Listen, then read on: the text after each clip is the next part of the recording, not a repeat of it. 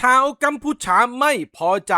อ้างไทยใช้วิธีสกรปรกเพื่อกดดันกัมพูชาให้ชะลอกระบวนการเจรจาของอังครอสครับคุณผู้ชมครับก็กลายเป็นประเด็นในฝั่งกัมพูชานะฮะหลังจากมีข่าวนะครับว่าไทยและกัมพูชานั้นได้เจรจาตกลงกันที่จะเลื่อนกลไกไกลเกลี่ยภาคบังคับออกไปโดยกระบวนการนั้นก็คือกระบวนการสรรหาประธานที่จะเข้ามาปฏิบัติงานในคณะกรรมการที่ทั้งสองประเทศตั้งไว้นะครับต้องเล่าถึงกระบวนการคร่าวๆนะครับคุณผู้ชมครับก็คือไทยตั้งตัวแทน2คนกัมพูชาตั้งตัวแทน2คนเมื่อตั้งได้แล้วทั้ง4คนนั้นจะไปสรรหาประธานเพื่อที่จะตั้งคณะทำงานขึ้นมาในการศึกษาหากระบวนการไกล่เกลี่ยระหว่างทั้ง2ประเทศแต่ในกระบวนการตรงนี้ครับกลับกลายเป็นว่าทั้งไทยและกัมพูชานั้นตกลงกันที่จะชะลอเรื่องนี้เอาไว้ก่อนโดยข่าวนี้ถูกเผยแพร่เอาไว้เมื่อวันที่19กรกฎาคมนะครับว่าไทยและกัมพูชานั้นตกลงที่จะเลื่อนกระบวนการสรรหาประธานในการไกล่เกลี่ยของทั้ง2ประเทศออกไปก่อนโดยทั้ง2ประเทศนั้น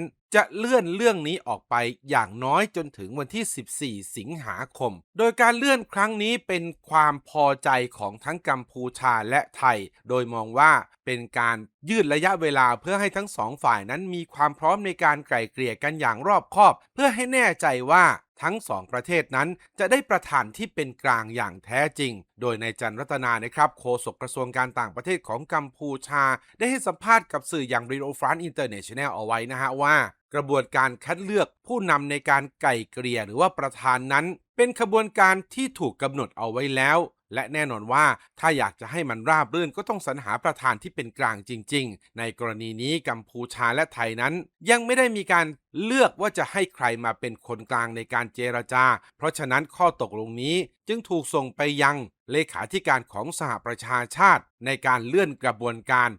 สรรหาประธานที่จะเข้ามาอยู่ในกระบวนการไกล่เกลี่ยอย่างไรก็ตามกัมพูชาเลือกใช้กระบวนการไกล่เกลี่ยภาคบังคับภายใต้อนุสัญญาระหว่างประเทศว่าด้วยกฎหมายทางทะเลหลังจากที่คณะรัฐมนตรีของไทยนั้นได้ตัดสินใจยกเลิก MOU 2001 ออกไปในกระบวนการขั้นตอนการไกล่เกลี่ยในครั้งนี้ดูเหมือนว่ากัมพูชานั้นจะเลือกคณะกรรมการได้แล้วและฝ่ายไทยก็เลือกคณะกรรมการได้เช่นกันแต่แน่นอนว่าทั้ง2ฝ่ายตกลงกันว่าจะยังไม่มีการสรรหาประธานในชุดทำงานนี้นะฮะโดยนักวิเคราะห์ชาวกัมพูชาครับคุณผู้ชมครับมองว่าการที่กัมพูชายอมฝ่ายไทยทั้งที่เป็นฝ่ายเร่งกระบวนการมาตลอดระยะเวลาที่ผ่านมานั้นมันไม่ใช่ข้ออ้างที่พูดถึงเรื่องของการสรรหาประธานให้เป็นกลางจริงๆอย่างที่กัมพูชาอ้างหรอกแต่มันเป็นการที่กัมพูชานั้นกำลังพยายามที่จะเพิ่มอาวุธทางทะเลเพื่อป้องกันการโจมตีจากฝั่งไทยของเราให้ได้นะครับเพราะกัมพูชามองว่ากัมพูชานั้นมีความเสี่ยงมากๆหากไทยนั้นเคลื่อนกองทัพเรือเข้ามากดดันกัมพูชาจริงๆพูดง่ายๆก็คือเมื่อตกลงกันแล้วเนี่ยนะฮะเรายอมกันไม่ได้เนี่ยนะครับไทยเราก็อาจจะใช้กองกำลังทางทหารซึ่งเป็นทหารเรือเนี่ยเข้าไปกดดันที่ฝั่งกัมพูชาเพราะกัมพูชามั่นใจเหลือเกินนะฮะว่าพวกเขานั้นจะได้กอบกูดของไทยของเราแน่นอนโดยล่าสุดครับกระทรวงกลาโหมของกัมพูชาครับได้รับเงินช่วยเหลือจากญี่ปุ่นมาอีก$3 ล้าน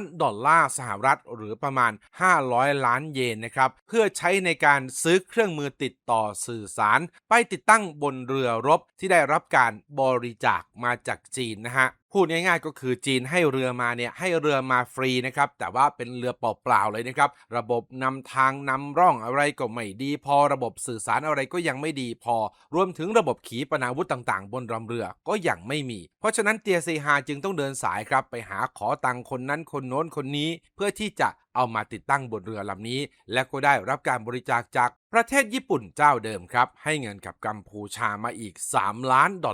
เพื่อใช้ซื้ออุปกรณ์ติดต่อสื่อสารเพื่อติดตั้งบนเรือนั่นเองและการที่ไทยของเรานะครับยอมให้กัมพูชานั้นชะลอกระบวนการสรรหาประธานก็เพราะว่าไทยนั้นต้องการจะคุยทวิภาคีกับกัมพูชาแบบตัวต่อตัวโดยไม่ต้องมีคนกลางนะฮะแต่ดูเหมือนว่ามันจะเป็นเล่ห์เหลี่ยมของฝั่งกัมพูชาที่ยืดระยะเวลาออกไปแต่ชาวกัมพูชาไม่ ไม่เข้าใจประเด็นเรื่องนี้ครับพวกเขามองว่าไทยนั้นใช้วิธีสกปรกเพื่อที่จะเตะตัดขากัมพูชาชะลอกระบวนการเอาไว้เพราะไม่อยากให้กัมพูชานั้นพิสูจน์น่านน้ำทางทะเลซึ่งถูกไทยยึดครองอยู่อันนี้เป็นคำกล่าวอ้างของชาวกัมพูชานะครับทีนี้เดี๋ยวเราไปดูความคิดเห็นของชาวกัมพูชากันดีกว่าครับคุณผู้ชมครับว่าพวกเขานั้นจะมีความรู้สึกมีความคิดเห็นว่าอย่างไรกันบ้างนะครับโดยคอมเมนต์แรกนะฮะเขาบอกว่าไม่จริงหรอกสื่ออย่าง The Nation ของไทยน่ะมันโกหกถ้าหากจะมีใครสักคนต้องการยืดกระบวนการเจรจาแล้วก็จะต้องเป็นไทยคนเดียวเพราะกัมพูชาของเรานั้นเป็นผู้เริ่มกระบวนการในครั้งนี้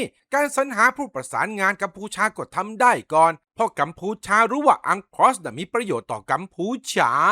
คอมเมนต์ต่อไปนะฮะบอกว่าในฝั่งของเสียมพวกเขารู้ดีว่ากัมพูชาของเรานั้นเลือกกระบวนการไกลเกลี่ยแต่พวกเสียมต้องการชะลอออกไปอย่างไรก็ตามกัมพูชาของเราไม่เคยไว้วางใจพวกเขาก็เลยพยายามที่จะเลื่อนมันออกไปเรื่อยๆดังนั้นกัมพูชาจึงต้องสรรหาผู้ไกลเกลี่ยและประธานให้เร็วที่สุดการเลือกประธานเป็นสิทธิ์โดยชอบธรรมของกัมพูชาเพียงคนเดียวถ้าหากไทยไม่เลือกรัฐมนตรีของกัมพูชาของเราไม่ได้ยอมอ่อนข้อให้กับพวกคนไทยขนาดนั้นพวกเสียมก็แค่พยายามใช้กลยุทธ์ในการถ่วงเวลาพวกมันยกเลิก MOU 2001 ไปแล้วหลักเขตแดนมันก็ชัดเจนเกาะนั้นจะต้องเป็นของกัมพูชาครึ่งหนึ่งถ้าหากไกลเกลี่ยได้จบกัมพูชาของเราก็จะสามารถลดปัญหาลงไปได้อังคอสนั้นว่าด้วยอนุสัญญาของสหประชาชาติที่เกี่ยวข้องกับทางทะเลฉันอยากให้พวกคนไทยน่ะมันเลิกถ่วงเวลาสักทีแล้วก็จัดการเลือกประธานซะเพราะกัมพูชาของเราหนักต้องการจะเร่งกระบวนการนี้พวกเสียมเลิกใช้กลยุทธ์ว่าตัวเองเป็นเหยื่อได้แล้วคือฝั่งไทยของเราเนี่ยรู้เรื่องนะครับแต่ฝั่งกัมพูชาเนี่ยไม่รู้เรื่องนะฮะคอมเมนต์ต่อไปนะฮะบอกว่าถ้าหากพวกคนไทยไม่เห็นด้วยมันจะยอมเข้าอังคอสเพื่ออะไรคอมเมนต์ต่อไปนะฮะบอกว่าพวกเสียมไอ้พวกขี้โกงแม่งจะโกงอีกแล้วคอมเมนต์ต่อไปนะฮะบอกว่าประเทศไทยหาข้ออ้างไปเรื่อยแล้วก็กล่าวหาว่ากัมพูชาของเรานั้นรวมหัวจมท้ายกับมันไม่จริงหรอกกัมพูชาเป็นคนเริ่มกระบวนการแต่ไทยนั่นแหละที่ต้องการจะยืดเวลาออกไปคอมเมนต์ต่อไปนะฮะบอกว่าเราเข้าใจลักษณะนิสัยของพวกคนไทยดีแต่พวกคนไทยไม่เข้าใจเขมรของเรา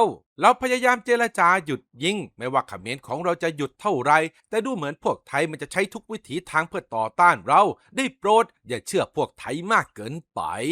คอมเมนต์ต่อไปนะฮะบอกว่าอะไรวะแบบนี้การเจรจามันก็ล่าช้าไปอีกนะสิแล้วทำไมพวกคนไทยต้องกล่าวหาว่ากัมพูชาของเรายินยอมด้วยคอมเมนต์ต่อไปนะฮะบอกว่าพวกเขาใช้เล่ห์เหลี่ยมเพื่อทวงเวลาหน่วงเวลาเอาไว้เพราะพวกเขาต้องการจะได้เปรียบเราคอมเมนต์ต่อไปนะฮะบอกว่าทำไมไม่เอาเลขาธิการสหประชาชาติมานั่งเป็นประธานเลยเล่าประเทศไทยมันจะได้เถียงไม่ออกความคิดของฉันนะฉันคิดว่ายังไงกัมพูชาก็ต้องดำเนินการต่อไปจะทวงเวลาทำไมเรามาเริ่มกันเลยดีกว่าคอมเมนต์ต่อไปนะฮะบอกว่าประเทศไทยมันไม่อยากให้กระบวนการมันเดินได้เร็วพวกมันอ้างว่าตัวเองยังไม่ได้กินข้าว คอมเมนต์ต่อไปนะฮะบอกว่าสิ่งที่น่าทึ่งก็คือพวกเราต้องรอดูข่าวจากทางฝั่งโทรทัศน์ของไทยไม่อย่างนั้นคนเขมรก็คงไม่รู้เรื่องว่ารัฐบาลของเราไปตกลงเพื่อยืดเวลาอังคอสออกไปคอมเมนต์ต่อไปนะฮะบอกว่าอย่าได้เชื่อนะกัมพูชาของเราน่ะไม่อยากเลื่อนหรอกมันเป็นแค่เล่ห์เหลี่ยมของพวกเสียมหน้าคอมเมนต์ต่อไปนะฮะบอกว่าประเทศไทยใกล้ล่มสลายแล้วทุกคนมันกลัวการขึ้นศาลระหว่างประเทศ กัมพูชาของเราไม่มีวันแพ้อย่างแน่นอนคอมเมนต์ต่อไปนะฮะบอกว่าพวกคนไทยแทรกแซงการทำงานของรัฐบาลกัมพูชาอีกแล้วทำไมมันถึงต้องการเลื่อนออกไปด้วยคอมเมนต์ต่อไปนะฮะบอกว่าพวกโจรเสียมอนุสัญญาของสหประชาชาตินะเว้ยพวกมันยึดครองพื้นที่พรมแดนทางทะเลและทางบกของกัมพูชามาโดยตลอดฉันว่าเราต้องฟ้อง ICJ ฟ้อง ICJ เพื่อยุติปัญหาทั้งหมดและยุติการรุกรานของไทย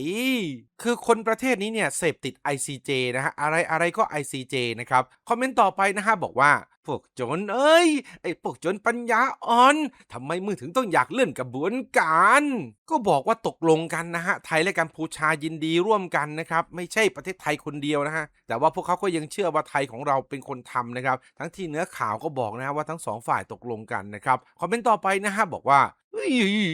สงสัยพวกคนไทยมันยังไม่รู้จักเขมรของเราดีพอ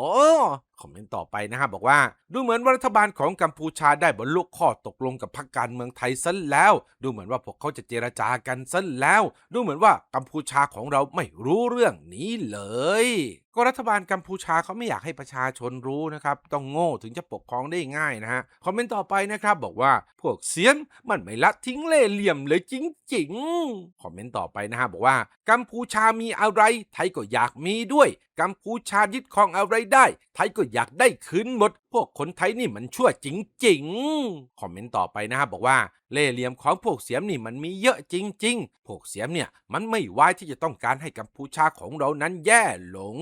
คอมเมนต์ต่อไปนะฮะบอกว่ารัฐบาลของกัมพูชาจะต้องระมัดระวังนะไม่อย่างนั้นอาจจะแพ้พวกเสียมได้ดูเหมือนว่าพวกมันกำลังหาวิธีหลบเลี่ยงกฎหมายอยู่เหมือนกับตอนที่พวกมันพยายามขโมยทุกอย่างไปจากกัมพูชา